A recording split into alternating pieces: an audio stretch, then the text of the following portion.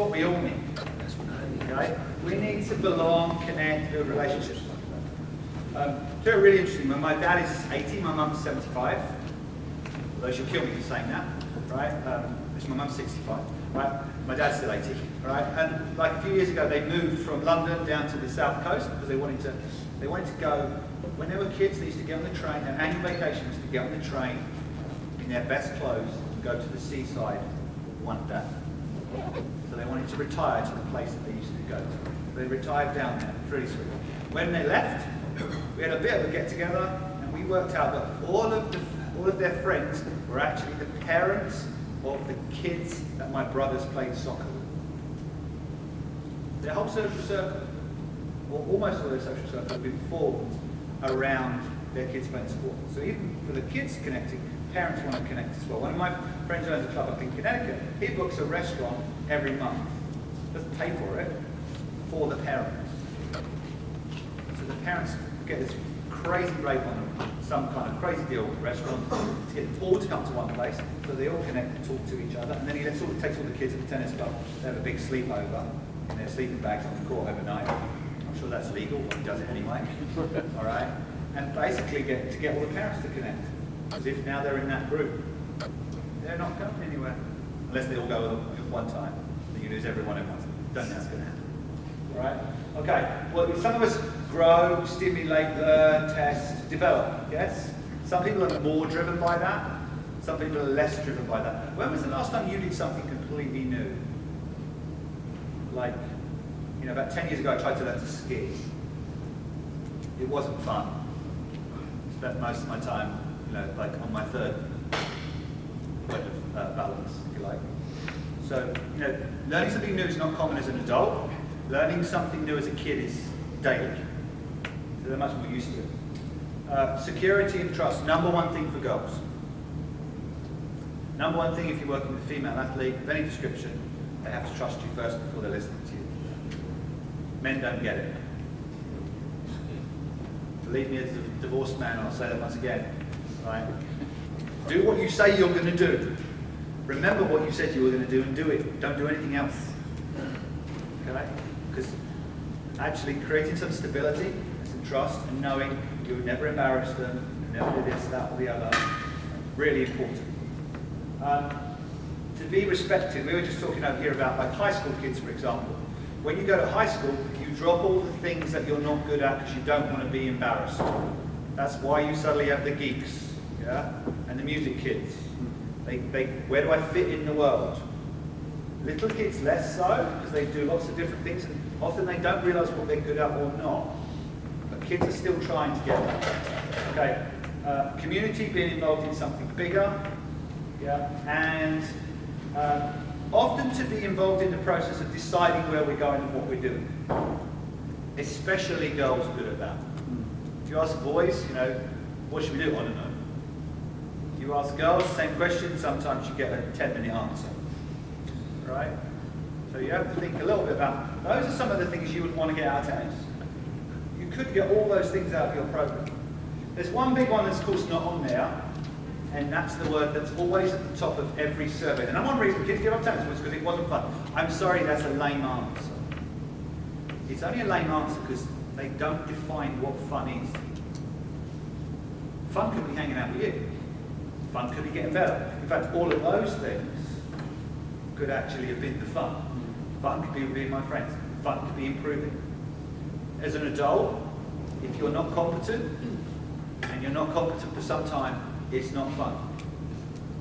It's painful. Come to tennis, it's fun. No, it's not if you're really, really crappy. True, right? So there's, those are the similar things. Being with friends, seeing your progress, being active, being competent. That means being able to play the game. Saying, you tell people about some statements I hear from kids. Some kids say, I do tennis lessons. I'm not sure what doing tennis lessons is. It's a weird one. Some kids say, I play tennis. It's a much better thing. Some kids say, I'm a tennis player. The last one's the one I'm always aiming for. I want the kid to define themselves by the fact that this is the thing they're into. I want that parent to complain that a kid keeps hitting balls against their bedroom wall. All right, so if we get down to, those are the needs, we have to get down to what is a program.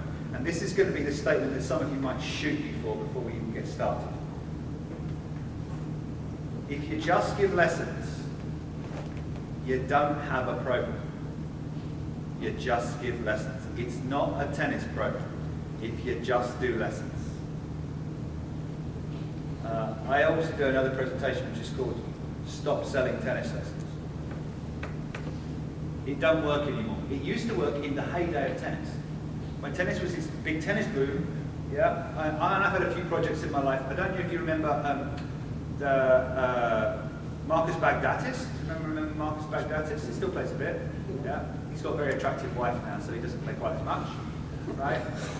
But when Marcus made the finals of the Australian Open, he's a Cypriot. Anybody that could carry a tennis racket was calling themselves a tennis coach on Cyprus. I had to go and train with these guys, right? Because they didn't have a qualification or anything. Yeah. So basically, at that point in Cyprus, you could just sell tennis lessons over and over and over again. In the US, there was a time when you could just sell tennis lessons, and that was enough. It doesn't work like that anymore. This is what I define as a program. It has 5 core elements to it. We're going to go through each one of these core elements and show you some examples of what you might do and give you a chance to talk about it and see. So the first one, let's start over here actually. I'll put this at the top, right, but we're not going to go to it first. For me, competition is, now let me define what competition is. Playing the game of tennis.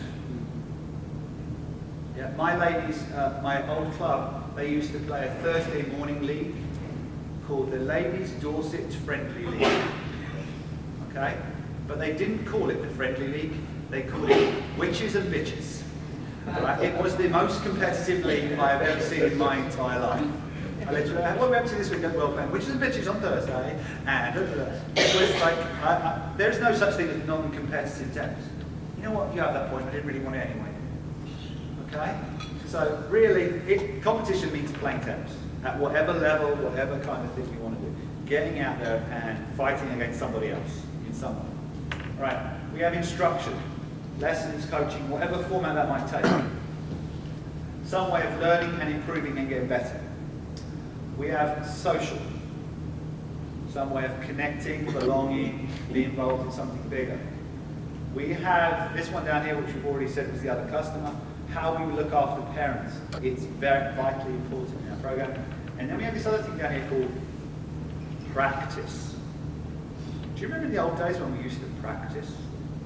You used to go to the tennis club just to hit balls with your friends. Yeah, that you don't really see kids doing quite so much anymore. But coincidentally, pros do it every day. Pros don't take lessons. They go practice. So somewhere along the line, we have to define what's the difference between instruction and practice. And can we put both bits in our program? Because that might be the opportunity for us to put those people that can't afford to have multiple lessons on the court more often at a lower rate, on a bigger ratio, just hit more balls and doing something so we can still improve. Because don't forget, the #1 mission I said was to get a kid on the court at least twice a week. I didn't say take 2 lessons. Just get them on the court at least twice a week.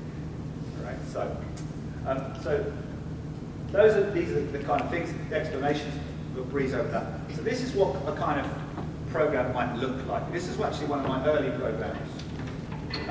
This is kind of a kids program from 4 years old to 11 years old. Right? What you see is it tells you which ball they're going to use, what court size they're going to play. Term on this one, because it's a British one, it means semester. So it's like every lot has 12 weeks, so you go, okay, these kids are going to spend between 24 and 60 weeks in that program. All right. Then you have the age group, and then you have some of the core skills they're going to develop. All right. So this is a real basic program. This is a map that explains, yeah. Don't forget you'll get this slide anyway. Just something that, now, I always remember showing this to someone in California, and they looked at me and they went, wow, I just worked something out. I said, what? You know what you're talking about. Oh, thanks for that. Yeah, because basically, you know, how many of us have a program that's outlined that says, right, your kid's going to come in there at this point here, they're going to do, and they have to do this and this and this, and then they get this, and then they do this and this, and this is the map. Because if I said to you, right, go outside, get in the car, the question you'd be asking would be, where are we going? Yeah? Unless you were just like, so, yes, fine. And then I'm worried about you. All right? So, somewhere along the line, we need to make sure that we've explained clearly what that map is. One of the things you might see that's not on there is I don't talk about recreation versus performance when I'm talking about kids. As far as I'm concerned, everybody is a performance player. They just haven't committed enough yet. So I instead talk about a pathway of levels at which a kid will go through sport. The first level I just call tryout. You turned up at the club, you haven't really got a lot of clue what this game of tennis is about. Your parents maybe dragged you along, you probably don't even have your own racket. You just joined a class for a little bit. Do you know the number one factor that's going to keep you there? The DPC, the dazzling personality of the coach. You still don't know what's going on, but if you had some fun, you know you're probably going to come back. Yeah? So then you're going to sign up. Tennis is not going to be the thing yet. They don't have the passion. The flame hasn't been ignited. They're not desperate to get on the court again. If they had a great time with you, yeah. The next level, though, is we call the buyer level. So the buyer level is like, okay, I'm coming once a week. I signed up for 12 weeks of tennis. I bought my own little aluminum racket. You know, I'm kind of involved in the program. But I'm on a ticking time bomb. As we said, most kids have left within 20 months unless you get them to the next level. So the number one thing that's going to move the kid to the next level is to see some progress and also to have an outlet, whatever you want to call that. We're starting now in January, and at the end of February, we're going to have whatever we want to call it. I get confused by the term play day. It seems like everything's a play day nowadays. Right? Every tournament, open day, everything gets badged under this play day thing. I'm not sure what that's about. So I'll call it like a little fun tournament we're going to play at the end of February. We're all getting ready for it. Right? That's my little outlet. Right? Oh, now there's a reason for me to want to do more. And if I commit to doing more, once I get to this third level, what I call the flyer level, right? The snowball's now rolling down the hill. I'm coming twice a week. I'm playing in some little competitions. I've got some outlets. I want to do this. I want to get better. I've got a reason to get better. I'm a little bit more motivated. And if I want to get to the last level, which is where I eat, breathe, sleep tennis, you don't have to worry about it. Because if you did the third level really, really well, some of those kids, as they see their improvement, as they get more involved, as you make sure the environment's right, they're just going to jump to it. Right? So for me, I never measure a program based on how many kids are in the program. I measure a program based on how many kids get to this level, which I define as I chose to do tennis over something else at some times of the week. Not that I'm only doing tennis. I do it at least twice a week, and I will play in some little competitions of some description. That's the number I'm judging. I went to a club once, 400 kids under 10. We got a great program, 400 kids under 10. Wow, how many kids play twice a week? Oh, no, we don't have any space for any to play twice a week. Oh, okay, how many play in tournaments? We never do tournaments. Oh, when I looked at it, guess what percentage they managed to keep every year? 45%. Yeah? 55% of the kids left every year. Okay, so they didn't have a great program, they had great marketing, and they lived in a catchment where there were a lot of kids. And that was the fact. Yeah? They didn't keep it up. So, look, we all have other measures that we have to use, sometimes numbers, sometimes how many kids we keep. I know from the clubs that I consult with as well, that when the kids get to their retention levels are normally in the 90s. So when kids get to that third level, normally they're keeping 90% and upwards. When kids are in the level before, it's in the 60s. an interesting thing once you learn that. One of the commercial club groups in the UK did a study that said if an adult met 9 new people in their first year, so they actively played tennis with, it had a 98% retention rate. They stopped trying to just sell lessons. Instead, let's get people to meet each other. Let's have more socials. Let's connect with more people. Let's match people up to play together. And they kept a lot more people. So, there's my measure of success of a program. A successful program is one where children play the game, they keep playing the game, and they move along that pathway. They get more involved and more committed to the game of tennis. And you could measure your program by the fact, we've got 20 kids that are in level 3 right now, that fly level. And then next 6 months' time, we've got 30 kids in there. Yeah. Oh, now we've got 40 kids. That means you're making progress. And for me, that's a real positive indictment of what you're doing. Okay, and don't forget the value of a kid that's doing that kind of program. If you sat there and added all these things up, okay, so that's like at least 50 group lessons a year. 50 practices, probably 12 private lessons, 4 weeks of camp, up to 8 tournaments, 4 little social trips or something else that they're doing. They'll probably buy a couple of rackets and that racket bag that's so big that they could probably climb into them themselves. Yeah, drags on the floor as they walk. Probably some balls, uniforms. Oh, by the way, mum's drinking coffee in the canteen or wherever at the same time and doing various other things. The easy way to work it out is you take an average lesson group rate, times it by 150, that'll tell you approximately what a kid is worth in your program, if you can get to that level. It's a lot of money.